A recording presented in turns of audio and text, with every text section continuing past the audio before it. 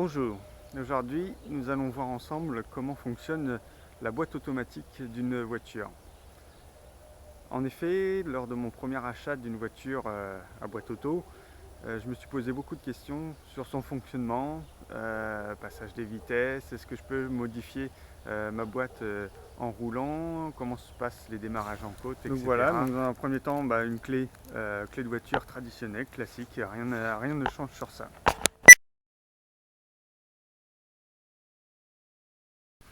Voilà, donc on se retrouve donc dans la voiture. On peut retrouver donc le levier de vitesse d'une boîte auto.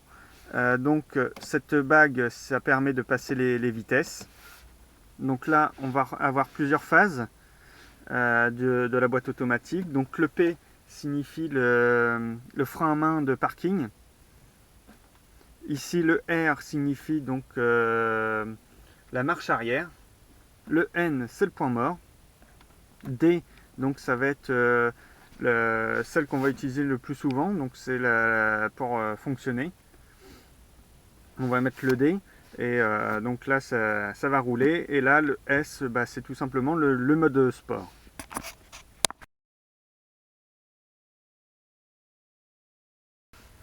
Donc voilà, donc là on se retrouve donc au niveau du pédalier.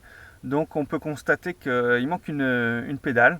Donc on n'a pas sur une boîte automatique, on n'a pas de pédale d'embrayage. On a donc la pédale d'accélérateur et celle de frein.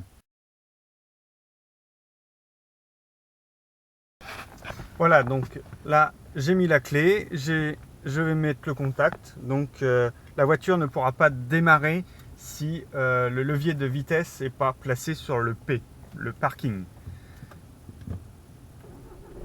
Donc voilà. Là j'ai démarré, donc mon levier est sur P, ça n'a pas bougé. Donc là, si je veux passer, donc en l'occurrence ici une marche arrière, il va falloir que je le mette sur le R, et pour passer ma vitesse, puisque là je peux pas, il faut que j'appuie sur le frein, je fasse une pression sur le frein, je mets sur R, et lorsque je vais relâcher ma pédale de frein, la voiture va commencer à reculer, comme lorsque on relève la pédale d'embrayage.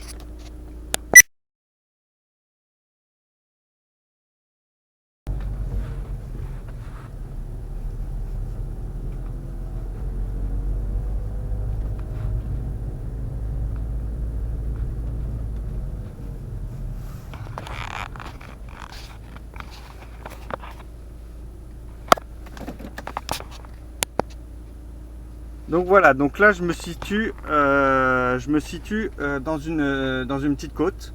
Donc là, pour redémarrer, donc je fais ma pression sur le frein et je me mets sur le D.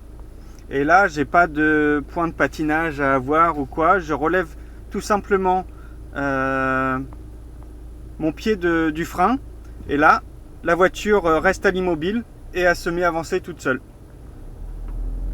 Et voilà, et après j'accélère, tout simplement.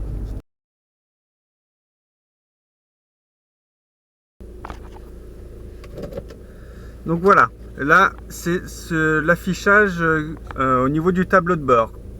Comment ça correspond? Donc là je suis donc au frein à main. Je suis au frein à main, donc je vais enclencher mes vitesses. Donc voilà, donc on peut voir comment j'ai fait. Voilà, et puis les vitesses sont passées automatiquement par la voiture, tout simplement.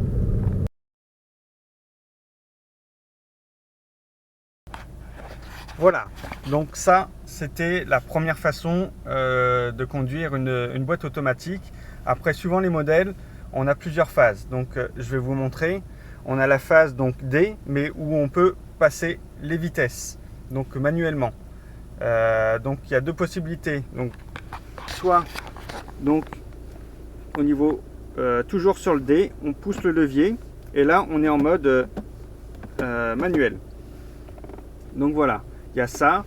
Ou alors sur le volant, donc là on est sur Audi, donc on a des palettes plus, et on a des palettes moins pour passer les rapports. Donc voilà, c'est le même fonctionnement qu'une boîte, comment dire, une boîte manuelle. Donc, voilà, donc ça c'était le mode drive, le normal. Donc le mode drive, il faut savoir aussi que la boîte, va chercher à